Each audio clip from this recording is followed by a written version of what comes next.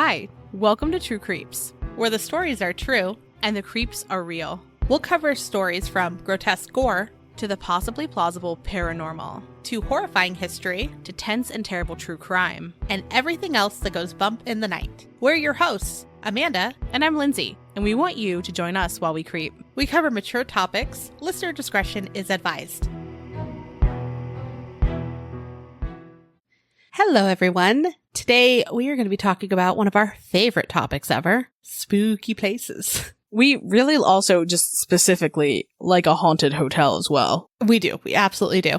Because we can visit, right? And so we're thinking of maybe finally starting our series that we've hinted towards of spooky travel. I'm very excited. So, our spooky travels today take us a little outside of Kansas City to a place called the Elms Hotel and Spa.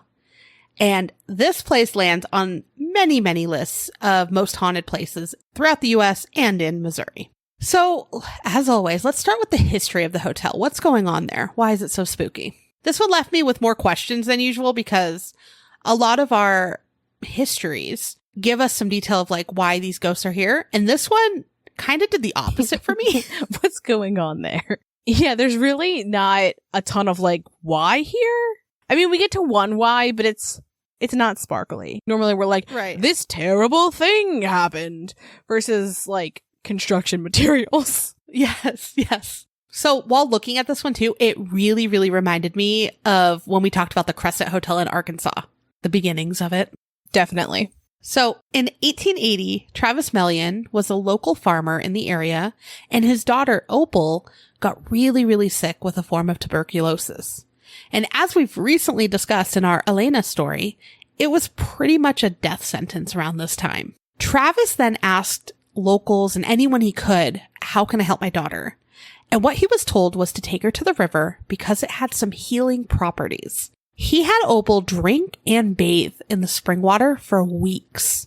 People really do love a magic lake, don't they? Or river or whatever. They really, really do.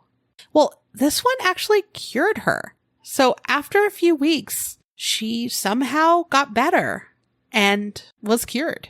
Opal's recovery brought hope to many other people for various ailments, and they all flocked to the area. I saw people that had come for things like bad joints or achy joints, while others had severe wounds. Some were even caused by possibly the Civil War, which we know ended before this, but they had residual things, or accidents that had happened that left big wounds, and they'd come to this river. Additional springs were discovered, and thousands came to find cures. Two of the men, a pastor named John Van Buren Flack and a landowner named Anthony Wyman, saw how popular this area was becoming and decided to develop the land. I have no reason for saying this, but someone with the name John Van Buren Flack absolutely would build a hotel where the magic springs are. There's no reason. It's just, I think it's the four-word name. Yeah. You know, once you add a van in there, I absolutely know you're about to build a hotel or something bougie. Okay, yeah, that makes sense. If you want to hear more of our banter about what our last names would be and what the internet will show you, just listen after the outro because we've got tangents aplenty there. We certainly do, always. But continuing on. Okay, so going back to this magic water, the two men decided that they would form Excelsior Springs, and it became the health treatment destination. Ooh. So as more and more people came to visit, the area became more developed, and in 1888, the original Elms Hotel was built. And just like the Crescent Hotel, people would travel and stay there to be close to the water. The hotel even offered mineral water baths. And now we're just going to go into a very weird string of things that keep fucking happening, which I'm like, why? It's just, I don't know, real flammable, this water area. So the year after it was built, on May 9th in 1898, a fire burned the entire hotel down. Fortunately, no one got hurt, but it was completely destroyed. So the second Elms Hotel was built in 1908 and opened on July 31st of 1909. But then again, it burned down on October 30th of 1910. Yikes. The luck. It's not good luck. It's not good. No. So, okay, third time's a charm. They built it again, and it opened on September 7th of 1912. And this time, it was constructed with limestone. Ooh. And we've discussed it before, but limestone is believed to have the ability to absorb and release energies. And that's why a lot of people in the paranormal community think that there's more activity when there's limestone present or in the construction of general places, but specifically here. That's the theory we're working with, is that it's built with limestone. Yes. Sure. Again, construction materials are the root here. So the hotel thrived until the Great Depression. And in 1931, they ended up filing for bankruptcy. But luckily, a new owner bought it, and they turned it around in the 30s. And it actually attracted some well-known guests, including Al Capone, Charles Pretty Boy Floyd, and Bugs Moran. The hotel's website even said that they hosted things like illegal gambling and bathtub gin parties. I want to specify that they aren't saying that they, like, it's not like they had a website in 1930 and they were like, we have illegal gambling and bathtub gin parties. It's like the current website has historical information, you know? Correct. But I love the idea of like a website. It's like, we have illegal gambling here. Come hang out. Yeah, and I don't think it all happened together because I'm pretty sure some of them were enemies, but... Yeah, for sure. Also, bathtub gin does not sound like a beverage I want. I don't like gin generally, but especially bathtub gin. I didn't know what it meant, and so I was trying to look it up, really? and apparently the bottles wouldn't fit in sinks, so they do it in bathtubs so that they could fill them better. I'm like... Okay. Okay, sure. Gross either way. So, Capone was there so often that he had his own suite. And even the governor of Missouri hosted a cocktail party there, and it was busted by the police. During Prohibition, it sounds like law enforcement came there often to break up parties. And it was also a speakeasy, which is one of the reasons it attracted some of the crowds that it did. In addition, there were other big names like Jack Dempsey, players from the New York Giants, and even Harry S. Truman stayed there in 1948 during the election. So it attracted a lot of people, but on both sides of the law, right? Yeah. I mean, look, everybody loves magic water and illegal alcohol. It's true. Name someone who doesn't. You can't. You can't. Is that a new shirt? No context. You can't. Okay, so we were just designing our new website with our shirts and stuff today, so it's fresh. It's fresh. So the hotel, like many others, changed hands over the years. It was closed for 8 years in the 70s, and at one point some of the hotel was converted into condos, and then it went through another bankruptcy. So a lot has happened during this time. If there was a hotel that was like largely abandoned because it wasn't doing well, would you want to live in a room upstairs? No, but it kind of reminds me of the Cecil, right? Like they'd rent it out at times. It reminds me of the Cecil, but like, yeah, because the Cecil had a very strange hotel and apartments, permanent-ish living place, because I don't think they were like year lease apartments. I think they were like monthly apartment more things, or it was like extended stay before extended stay was a thing. I don't know. Yeah, just strange. But just like, it doesn't sound like a place I want to be. No. I mean, it was pretty. Like an old 70s hotel where no one's staying. The magic water amenities are great. Maybe they were ghost hunting too. You don't know. Maybe. So it went through a number of renovations too. It went through one that was about $16 million in the 90s, then another $20 million renovation in 2011. And then again, after being purchased in 2018, they began another multi-million-dollar renovation. Before we move on, though, I do want to say the hotel, looking at it, it is worth all those renovations. Like, it's stunning. Yes. It has a cool sign on the top. It's got like a spooky vibe, but it also looks like it should be in like a German village. It's very cute. It is. It is. I want to go to there. And perhaps we will soon. Perhaps we will. So now that we know the history and that there was a lot that changed throughout the years, let's talk about our favorite topic, the ghosts. We tried to lump a few of these stories together when it's known exactly where in the hotel it happened, while others we didn't really have an exact location, so we'll talk about those separately. Looking at the hotel at night, though, it's my favorite, and it gives off the creepiest of vibes. It is spooky, but it's like a place I do really want to go. Oh, yeah. Yeah. So the ghosts are known to be overall pretty friendly for the most part. There's a few in here where I'm like, that doesn't sound very friendly. But overall, they're friendly. But do they give face massages? I mean, I don't know. No one's reported it yet. It says and spa. We'll find out. That's the and spa. We're going to go and Lizzie's going to just keep yelling, where's the spa? Where's the and spa? They're like, ma'am, over there. And she's like, no. I want ghost hands on my face. Stat. They're like, please remove her from our premises. Is she well? Yeah, the limestone's just getting to her. They're like, oh, okay, that happens. That happens. Typical. Okay. It holds energy. Sometimes releases it. Looking at these guest rooms, by the way, this mirror absolutely looks like one where hands would come out and massage you. She's trying to pick our room already.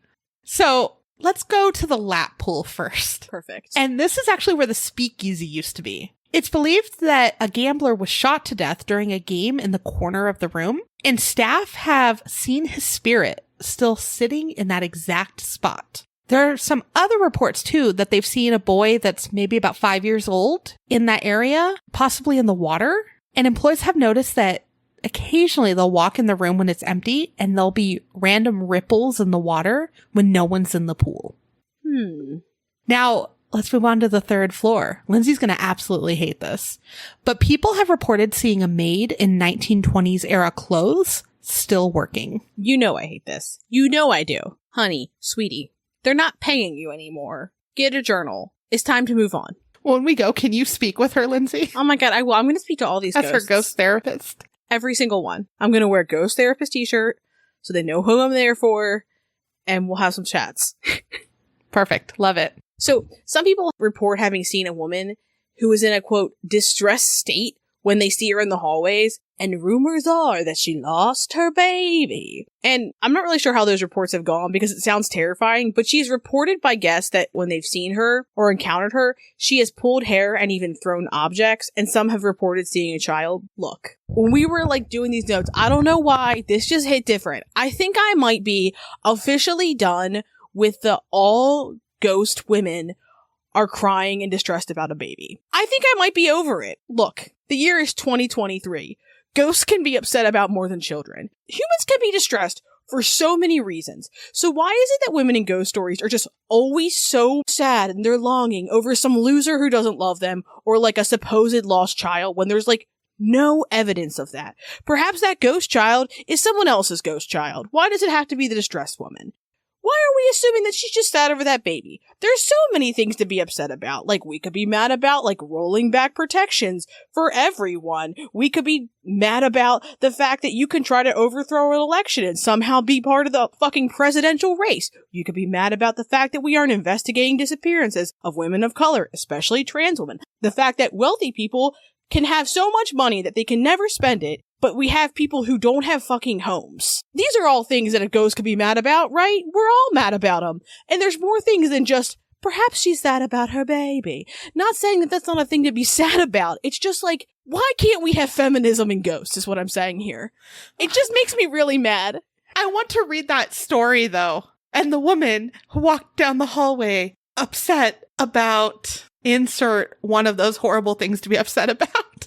That's what I want to hear. I want to hear about, ghosts who are just honestly really disappointed in us as a society. That's what I want to hear. I want to hear them being you know what? You get your shit together so I can move on because I fucking did all these things so that you had these rights and now they're gone. Look what's happened here. Look what you've done. Disapproving ghost, and she just shakes her head at you. Yeah. And she's in the Supreme Court. You're picking up what I'm putting down here. I am. That's what I want to hear. I want to hear ghosts who are upset about real things and not lovers or babies, because men get to be they were part of a shootout. They played an underground Monopoly game, and someone won. He was mad, right? They get cool backstories, and women are lovers or babies. I love that they even get an accent too. They did get an accent, because it was old timey, Yes. And this got an accent earlier. It was I'm upset about my baby. There was an accent there too. Again, not saying you couldn't be upset about that or to trivialize that sadness. It's that's what all ghost stories about women are typically about. I don't know. I'm annoyed by it. Anyway. I'm going to wander the halls with 20 dogs. Lost one of my 20 dogs. Do you mean you as a live person or a dead person? I mean, either way. That's how you died. Both. with all the dogs. Probably. No, I've said the way I am going to die is I'm going to be trying to avoid an animal in the road. I've accepted that. That's my death. Don't be surprised. Was it this episode recorded? No, it was the last episode. Okay, when's the order of these coming out? Or Amanda's going to be taking care of exotic animals in her spare time because that sounds fun, and that's how she'll die. This is the dumbest joke that I have in my head right now. It's going to be so bad. Are you ready? I'm ready. Guests can also hear various sounds like glass breaking, and perhaps it's the ghost glass fucking ceiling, because these women are upset about more than babies.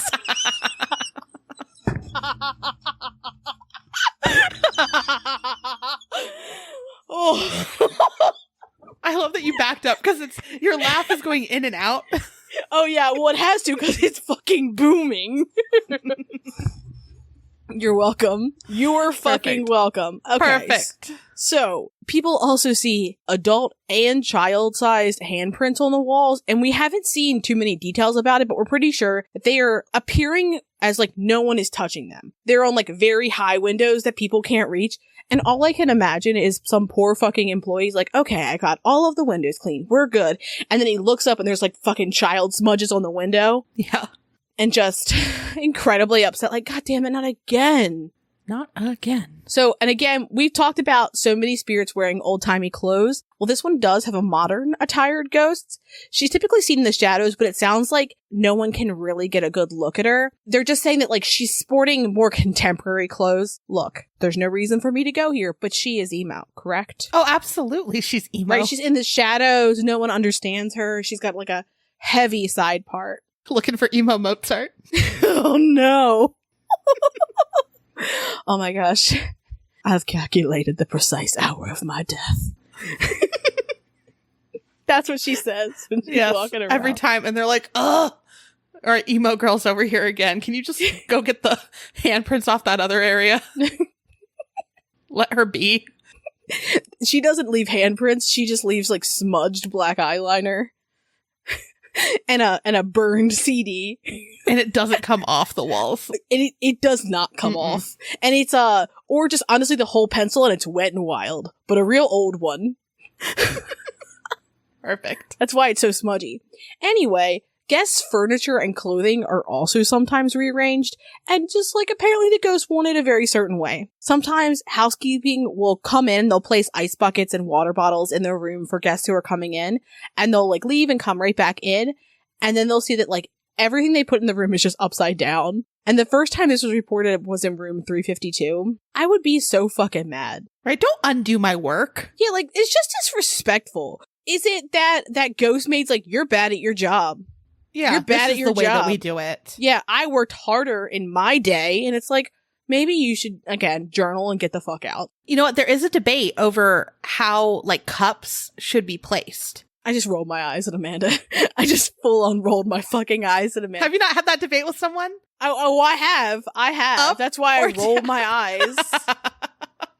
Because Ben's like, it gets dust in it. And I'm like, how long do you think this, like, if the glass is sitting in that cupboard so long that it's going to get dust, do we need to keep it in a cupboard? Can we put it someplace else? Maybe that's what they're fighting over, is like the people working currently are like, this is the way. And then the ghost woman's like, no, we put them upside down. How many times do I have to tell you? This is how it should look. God fucking damn it. Believe me, I've worked here much longer. Yeah, I know a thing or two, you know? Real smug about it. Yeah, that's how I imagine it. So sometimes some of the guests' items even go missing in their room. I don't like that. No, I'd be pissed. So there is a ghost tour that's available at the hotel. You can book it. It looks like if you go to their front desk. But one of the people who work there, his name is Jay Fanning. And I've seen a couple interviews with him. One was from 2016 and then one was a little bit later than that. And in the interviews, he's gone over several stories, including things that he's witnessed or things that have been reported to him. And one of the things he discussed was that perhaps the springs themselves are creating an electromagnetism below the area and that it's possibly creating some sort of vortex. You know what that tells me? They need a vortex bouncer. Yes, they certainly do. Oh my gosh. So Yes, when we they go, need. one of us will wear the ghost therapist shirt and one of us needs to make a vortex bouncer, which we've talked about before. We just haven't done it yet. We had a vortex bouncer like low-key design, but I don't like it. Here's the problem, though. What if you die while you're there, and then you're stuck being the vortex bouncer? In the t-shirt that lets everybody know. You know what? I would be okay dying in one of our shirts, though, instead of like what I'm wearing right now. You know? The irony of wearing a ghost therapist t-shirt and haunting people in that. 10 out of 10. Perfect. So let's move into room 422. When Jay was in the room, he walked by a bedroom TV and it turned on by itself. I believe it happened when he first started working there because he started as a maintenance employee. And so he was there fixing something in the bathroom. And then when he walked by the TV again, it turned on again. No. Years later, during a tour, a father and his daughters were like, oh my gosh. And they told Jay that they had the same thing happen to them when they were in the room. The weirdest part, though, that Jay mentioned was when he first started working there, it was like an older style TV when it happened to him. But the current guests that told him it happened to them as well, they were in there years later when it was replaced with a newer flat TV. So it's not like it was just something wrong with the one particular TV. It's still happening. Yeah. People have also reported hearing their doorknob rattle, but from inside the room, because on the outside it's the key card thing. That doesn't really rattle. I don't like that. Mm-mm. I think door rattle might be my equivalent of moving rocking chair for you. Oh, really? I think so. I think that gets me like intensely. Like I'm like shook over here. Ugh. I hit the microphone. I'm very scared. So we're not staying in room 422. Well, actually, we might because I was looking at a whole situation. We'll talk about at the end, but I mean, maybe. Maybe. So the history of this room, though, is pretty sad. In the 70s, a man held his wife hostage in the room, and it ended with him shooting her and then himself. That's really sad. Yeah. So now moving on to another room, room 347. It is reported that two girls at one point during their stay were mocking the ghosts, and when they returned to their room, they got scratched on their backs. The father of one of them actually took a picture to show to Jay, the ghost tour guide, who has also been scratched. Don't like it. I don't like that.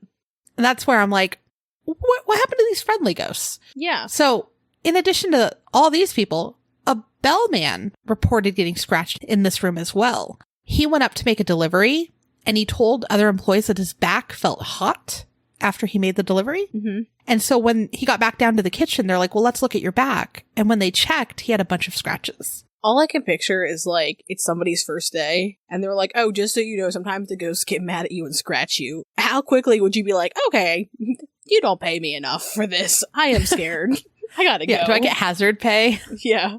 So, let's talk about room 500. Furniture, again, is moving around. One guest reported that they left their room, and when they came back, all of the furniture was on top of the bed. This has also happened to housekeeping once in room 352. And that's the one where they kept finding everything upside down. Also, there's a window that's near the fire escape, and people have reported seeing someone looking in through the window. And just abso-fucking-lutely not. Like, the scream that would just come from me would be otherworldly. Like, everyone in the hotel would know about this. They would know something was occurring. Because I would flip the fuck out. If someone's just staring at you through the window? Oh, absolutely. From, like, a fire escape? No. So there's also the tavern, and when it's empty, some people have reported seeing people inside, but then when they go to investigate, there's no one there. And people have also seen shadow figures. There's also the library lounge tavern. The stories seem similar, so we're not sure if it's a different area or if there are multiple taverns in the location. When Jay started to work there at the hotel years ago, he would be the one to padlock the doors shut after the tavern closed. And around 2 to 3 a.m., he was outside cleaning the pool area and saw some shadows. So he went back in to see if someone was stealing alcohol, but no one was inside. And this happened several times again after this. Then a bartender named Kristen had a pretty spooky experience. One night she stayed the night there and she was hanging out in the hot tub area. She looked over towards the tavern window to see someone standing looking at her, and she assumed it was Jay, so she waved at him. And right after doing that, Jay walked through the other door from where the lap pool was. So, like, that couldn't have been him. And since this event, she won't be alone in the tavern. So when guests are leaving, she makes sure someone comes in so she's not by herself. And before guests get there, she makes sure someone's there too. Mm-hmm. Also, some people have reported seeing a man in a white suit come from the bookshelves. Kristen even saw him once. This only makes me think of Colonel Sanders, and I don't know why. It doesn't sound spooky. I'm just like, do you have chicken for me? You would eat ghost chicken?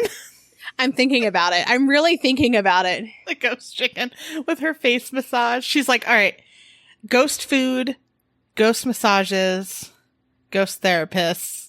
I think I want a ghost hotel and spa. You know, it sounds like I'm ready for this experience. Ghost chicken and a ghost face massage. Good and good. So Colonel Sanders.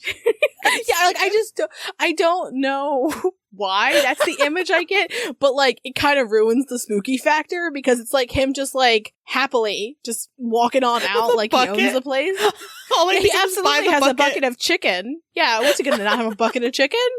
So earlier we mentioned that Capone had a room that he typically stayed in, and that was room 214. And people have felt a presence in this room, and people actually think it is Al Capone. That's spooky. So let's talk about the stairwell between the 3rd and the 4th floor. Lindsay, again's not going to like this. While walking on the steps, people have reported seeing someone in the reflection of the window.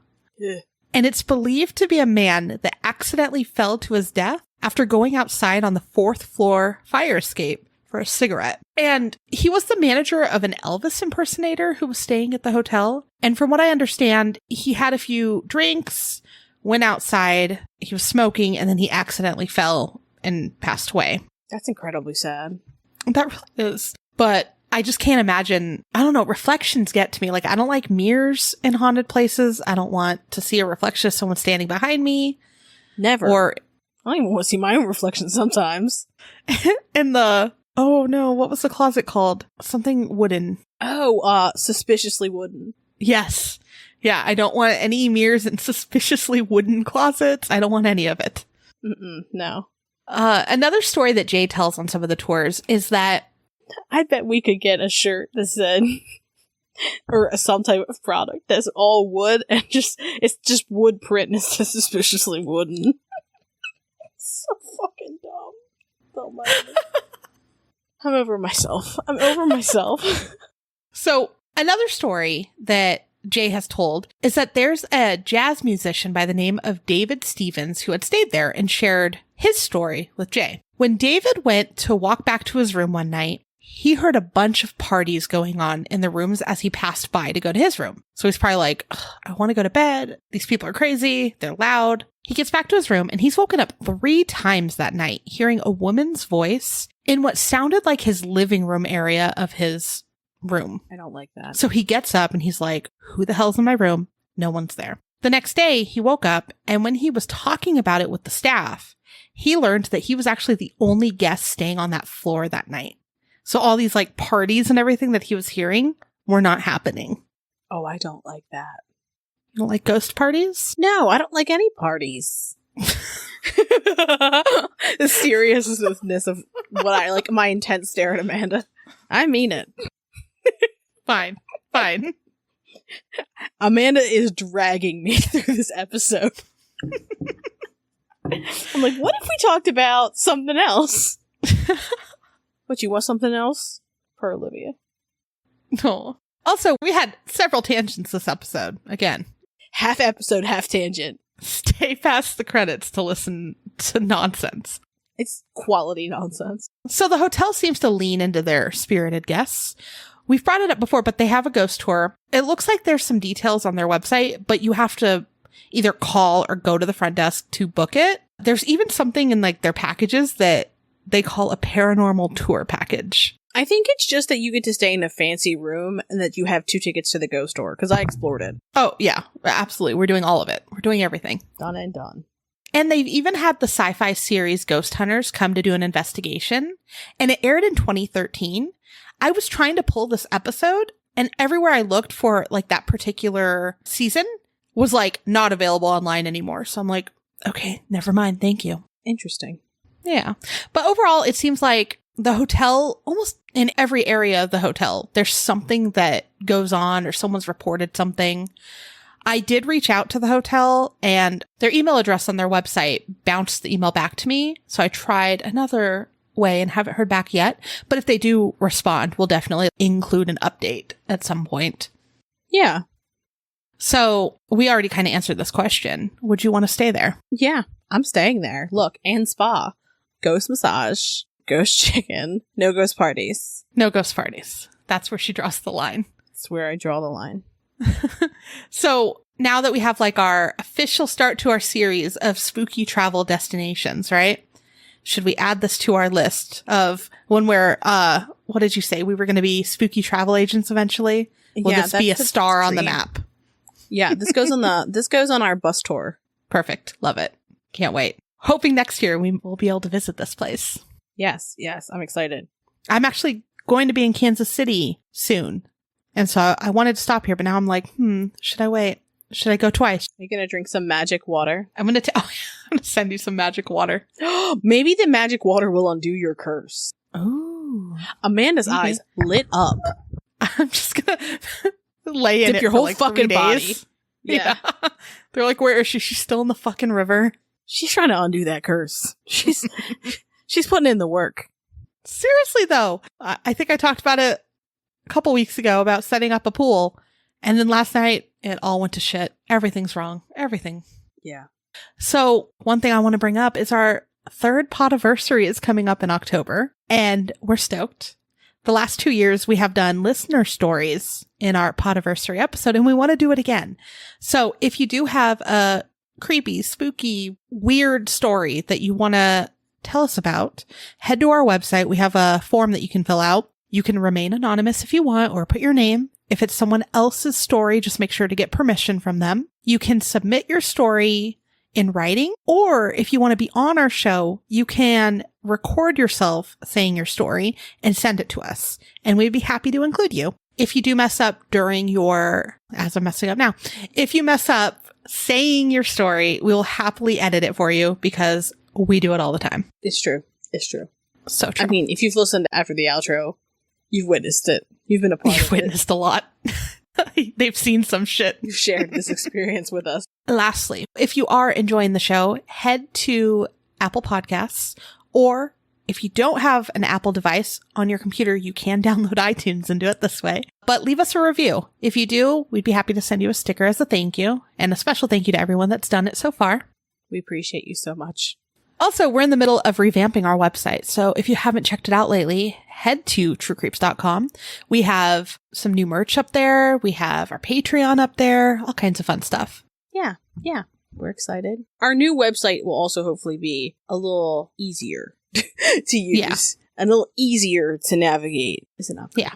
I'm excited about it. Me too. Well, with that, have a great weekend. Thanks for creeping with us. Thanks for listening, and as always, a special thank you to our patrons who support us via Patreon. Please see the link in our show notes to learn more about how you, yes you, can begin to haunt the dump, guard vortexes, or even become a scorching Sasquatch. Ooh. Also in our show notes, you can find the link to our website, more information on our sources, our social media handles, and our merch store. We'd love for you to keep creeping with us. So if you like this episode, please subscribe, rate, review, and share the show with your fellow creeps and or ghosts. I beg of you.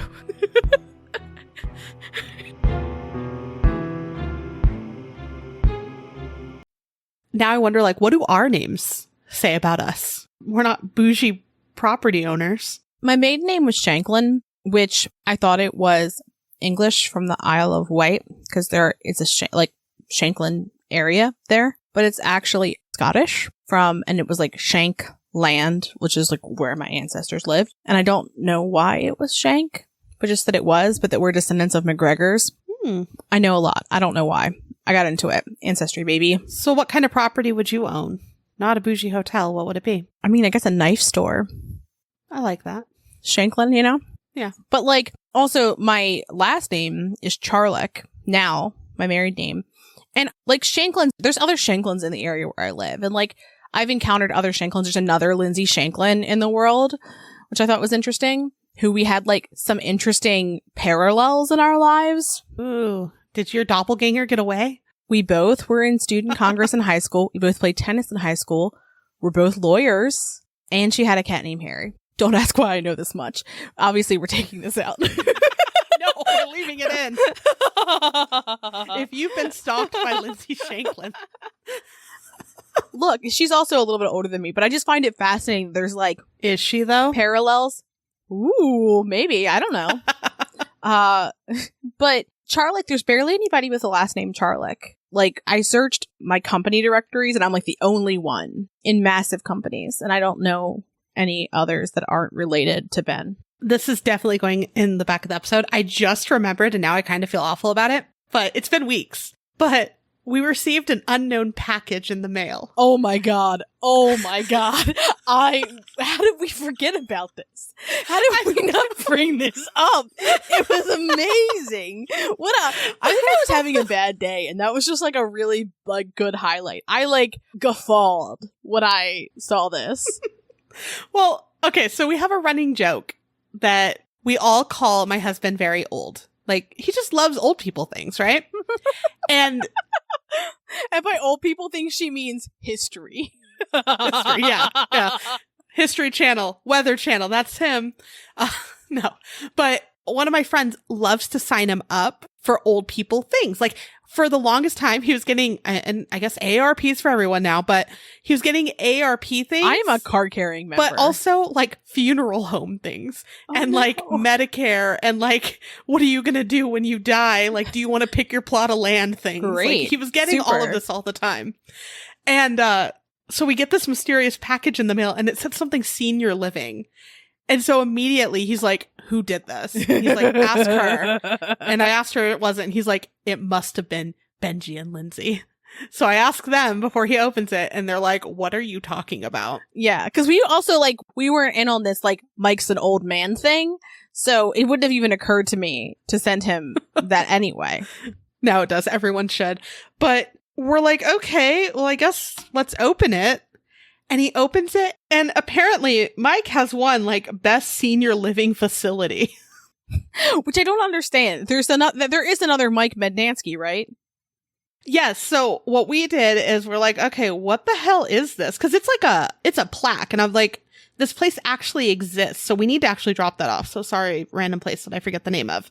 But it was addressed to him, and apparently when we were looking at, like, the shipping for it, it was rerouted to us. Like, it was addressed to this place, and they're like, no. We know the one over here gets packages all the time. Oh, so yeah, like, this is the old man. This is the old Mike Mednansky over here. Yes. You sent it to the wrong address. So it got rerouted here, but now we have, like, this plaque for a senior living facility with my husband's name on it. Amazing. And I totally forgot. It's like sitting in our entryway, still packaged up, because I'm like, oh, when I go out that way to Phoenix, I'll drop it off. But, like, I don't go out there very often. That's very fair. But yeah, so he has someone with the same name. And now that person has won an award that got delivered here for a senior living facility. So, okay, so is that what your name would be known for, is a senior living facility? Apparently, yeah, that has to be it. That's not fun at all. We have plaques that say that we are the #1 senior living facility. So it was, yeah. I mean, otherwise, what nationality is Mednansky? It's Slavic. So the hotel, like many others, changed hands over the years. I'm just joking. I'm sorry. I'm sorry my dying interrupted you. How dare you? She gave me like a stank eye because I coughed. I'm sorry, I know ma'am. what happened. I looked over like, are you trying to say something? Are you mad that it changed hands over the years? What's going on? No, I'm just coughing because She wants that Van Buren guy or whatever to have it forever. Oh. He was long dead by this point. Okay. Long dead. Not short dead. Long dead. What a real silly goofy mood. This is why we do our serious episodes first when we record, and then we do a secondary episode when we have to build some episodes up. Because otherwise we have a goofy mood when we're talking about serious things. It's true. So now that we know the history and that there was a lot that changed throughout the years, let's talk about our favorite topic, the ghosts. Before we move on, though, I do want to say... I had the perfect segue and you ruined this. I'm sorry! I can tell when my silly goofy mood Amanda's just like, I can't. She puts her hand on her head and like looks down. She can't look at me when she's like trying to work herself up to say something and like a not laughing thing. You're welcome. I have to minimize her. There's no minimizing me, I can't look at baby. She pops back up somehow. I have been bit by an exotic animal. What kind? A savanna monitor. Is it a lizard? Mm-hmm. Are they big boys? They are. And I was told, just try not to move, because if you pull your hand out, it's going to rip.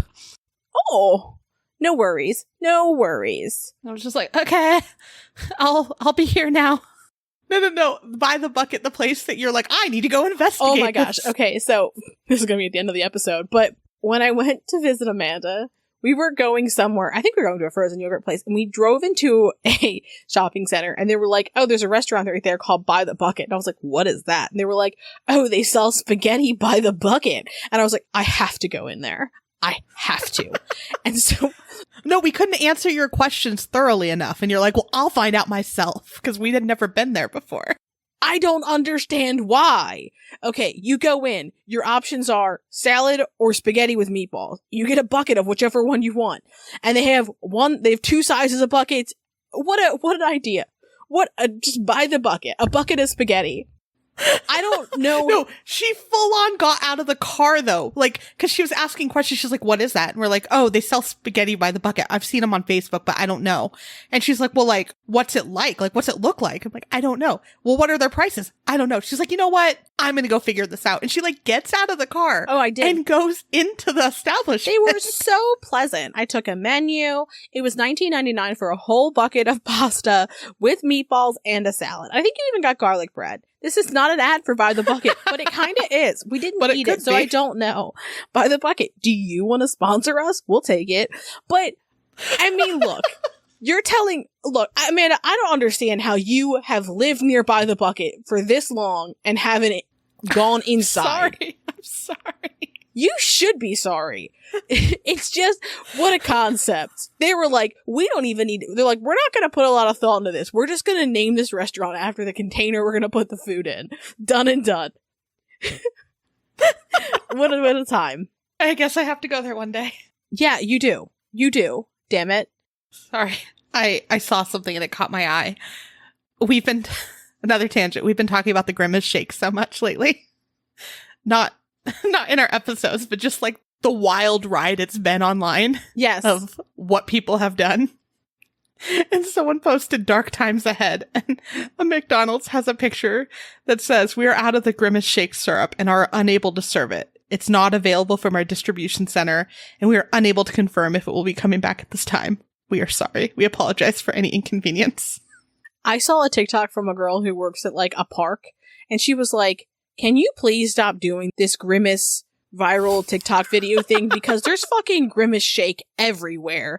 And I only have so long to clean this space. And it has her just hosing off purple fucking milkshake. No, clean up after yourselves. Yeah. I mean, like, I understand you're like, oh, it's like a road or like whatever. But like, someone's cleaning that off if you're at a park doing that. So clean up after yourself. Yeah. But like, this poor woman, she's cleaning it off of like fucking walls and all over the place in this park. And if you don't know what we're talking about, people take a sip of the milkshake and then they act like they're dead in some way. And so there's shake everywhere. It's amazing. I wish somehow we could see what McDonald's marketing is thinking of this. Like, they're like, oh, this is innocent and fun. It's one of our characters that everyone knows. It's his birthday. And then they're like, holy fuck, what did we do? Like, this is what happened. I just need you to know that, like, Gen Z is full on feral.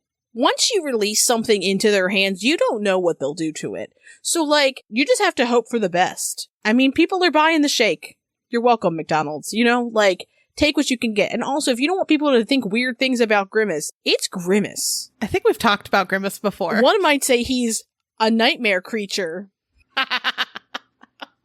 One might say that, yes. One might say that. Mike. I'll never know because he doesn't listen. He caught up. Did he? Anytime we have a long drive, he makes me listen to it. And I'm like, I don't want to listen to myself. Oh, I absolutely. Ben's like, do you want to listen? I'm like, absolutely not. I don't want to do that. I nap. I'm not a good car friend because I nap. Look, you do what you gotta do. But we have actually talked about Grimace on this. What episode was it? Oh my god. We talked about Grimace for some reason. We talked about him. We talked about his Uncle O'Shaughnessy. She's green. There's a green and purple Grimace, and we were like, how fortuitous. I don't know what the context was. I don't know what the context is anymore for anything. But yeah, the Grimace Shake fiasco was hilarious. And even Oliver had to join in. He's like, can we make a video? Oh my god, his video is very cute. Have you posted it to the internet yet? No, I probably should. He'll get mad if I don't. Yeah, he needs his followers to know. But like, I'm searching our outlines like it's gonna say Grimace, but like, it's not. No, I think it was a like, nonsense tangent. It was an that we went on. abso-fucking-lute tangent. Look, if you know which episode the Grimace is in, we'll send you a sticker. Whoever tells us first and is right, we'll send you a sticker. Okay. I waited for you to take a bite. Why am I taking a bite? It's because these fucking cinnamon sugar pretzels are in front of me, and they're so fucking good. I just need to get them away from my face. So I'm just munching and crunching. Weird shit at the end. So as more and more people came to visit, the area became more developed, and in 1888, the original Elms Hotel. I'm laughing because I went, Elms Hotel. All that Baltimore, baby. That's gonna be the best end. It's like, we used to just like delete all of our bloopers, and it would just be funny to us, and I'm glad that we now, like, when we fuck up, it just goes at the end, so it's humbling.